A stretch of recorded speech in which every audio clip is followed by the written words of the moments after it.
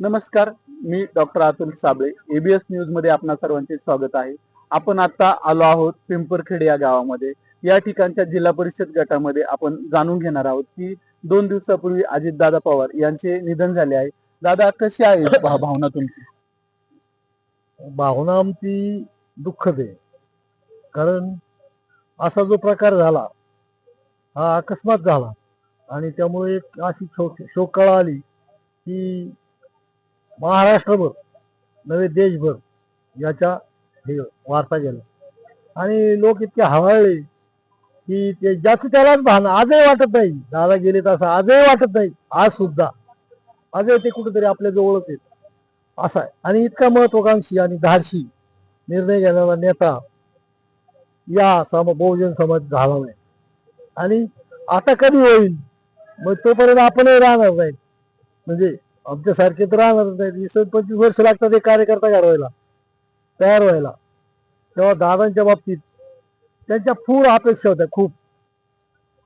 सर्वांच्याच अपेक्षा पूर्ण होतात असं नाही, परंतु दादा गेल्यामुळे या त्यातल्या त्यात आपल्या ह्या पश्चिम महाराष्ट्रात आणि विशेषतः पुणे जिल्ह्याचं तर आतोनात नुकसान झाले. आता त्यांचं स्वप्न होतं की पुणे जिल्हा परिषदेवरती राष्ट्रवादीचा झेंडा फडकावा. तो फडकेल का? त्यांचं स्वप्न पूर्ण करायचं ही कार्यकर्त्यांची जबाबदारी आणि लोकांनी त्याला साथ देतील. लोक सुद्धा त्याला साथ देतील, पण कार्यकर्ता त्या स्थितीत राहायला पाहिजे की दादा आपल्यातच आहे. आणि दादाचा जो निर्णय होता किंवा जो सांगण्याचा सल्ला होता तो खरा होता आणि तो झालाच असता. आज सुद्धा पूर्ण करणे हे तुमच्या माझ्यासारख्या कार्यकर्त्यांचे किंवा जनमताचे एक कौल संकेत आहेत की दादांचं स्वप्न हे पूर्ण होणार. पुणे जिल्ह्यात जिल्हा परिषदेवर राष्ट्रवादीचा झेंडा लागणे काही विशेष नाही, लागू शकतो. या जिल्हा परिषद गटातून या भागातील उमेदवार त्या ठिकाणी निवडून जाऊ शकतो का? जाऊ शकतो, 100% जाऊ शकतो. कोण आहे असा उमेदवार की त्या योग्यतेचा? आता इथं या गटात कवठे टाकळे गटात 4 उमेदवार आहेत. तर 4 मध्ये 4 पक्षाचे 4 आहेत, 2 कवठे आणि 2 टाकळी. परंतु लढत जी ती 2 उमेदवारांमध्ये. दोनच उमेदवार तुल्यबळ आहेत. कोण आहेत ते 2 उमेदवार? 2 उमेदवार म्हणजे एक दामोअण्णा घोडे 1 नंबर आणि 2 नंबरला डॉक्टर पोखळे. या दोघात अर्थ आहे. या दोघांमध्येच खरी लढत होईल. लढत पण टिकतात ते दोघं. दादा, या बाबांचं म्हणणं आहे का या दोघांमध्येच लढत आहे? तुम्हाला काय वाटतं, कोण आहे योग्य उमेदवार? बरोबर त्यांनी सांगितलं ते बरोबर.